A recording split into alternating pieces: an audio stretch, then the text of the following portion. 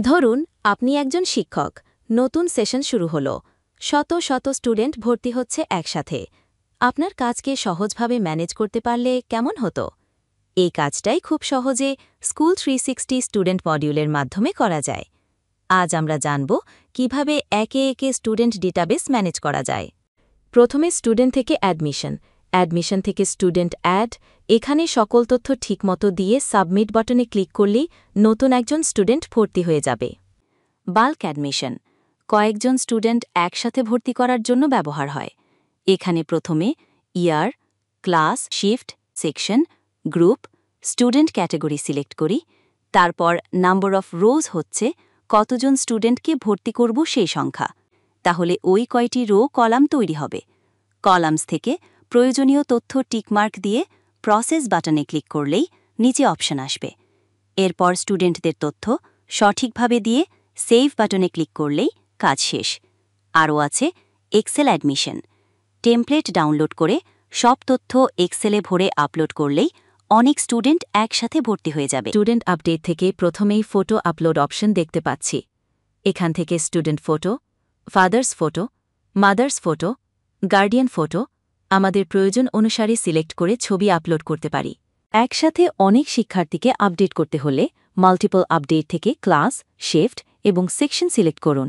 এরপর updated columns থেকে যে বিষয়গুলো ভুল হয়েছে বা যেগুলো আপডেট করতে চান সেগুলো টিক মার্ক দিয়ে প্রসেস বাটনে ক্লিক করুন। তাহলে নিচে তথ্যগুলো চলে আসবে এবং ভুল তথ্যগুলো সহজেই সংশোধন করা যাবে। প্রসেস কোড আপডেট এই অপশনটির মাধ্যমে অ্যাটেন্ডেন্স ডিজাইনের জন্য প্রসেস কোড রেডি করে নেওয়া হয়। এখানে class, shift, section, group, student category select করা হয়। এরপর how many digits do you want to take from the student ID right to left এই অপশনে জানতে চাওয়া হয় যে কত ডিজিট সংখ্যা দিয়ে প্রসেস কোড রেডি করতে চান। এখানে 6 সিলেক্ট করা হলো। প্রসেস ফর অপশনে অল স্টুডেন্ট সিলেক্ট করলে একসাথে সব স্টুডেন্টের প্রসেস কোড আপডেট হবে। আর অনলি এমটি স্টুডেন্ট সিলেক্ট করলে শুধু যে কয়টি প্রসেস কোড জেনারেট বাকি আছে সেইগুলো আপডেট হবে। প্রতিটি শিক্ষাবর্ষ শেষে দরকার হয় মাইগ্রেশন। ক্লাস ওয়াইজ মাইগ্রেশন অপশনটি স্কুল শাখায় ব্যবহার হয়ে থাকে। এটির মূল কাজ হচ্ছে এক বছর থেকে অন্য বছরে স্টুডেন্ট তথ্য মাইগ্রেশন করার জন্য। সেমিস্টার ওয়াইজ মাইগ্রেশন অপশনটি ইউনিভার্সিটিতে ব্যবহার হয়ে থাকে। এটির মূল কাজ হচ্ছে এক সেমিস্টার থেকে অন্য সেমিস্টারে স্টুডেন্ট তথ্য মাইগ্রেশন করার জন্য। শুধু ভর্তি আর হাজিরা নয়, স্টুডেন্টের শৃঙ্খলা তথ্য রাখা যায়। ডিসিপ্লিনারি অ্যাকশন এখানে অফেন্স টাইপ তৈরি করে যদি কোনো স্টুডেন্ট দুষ্টুমি করে তবে সেটি নোট করে রাখা যায়।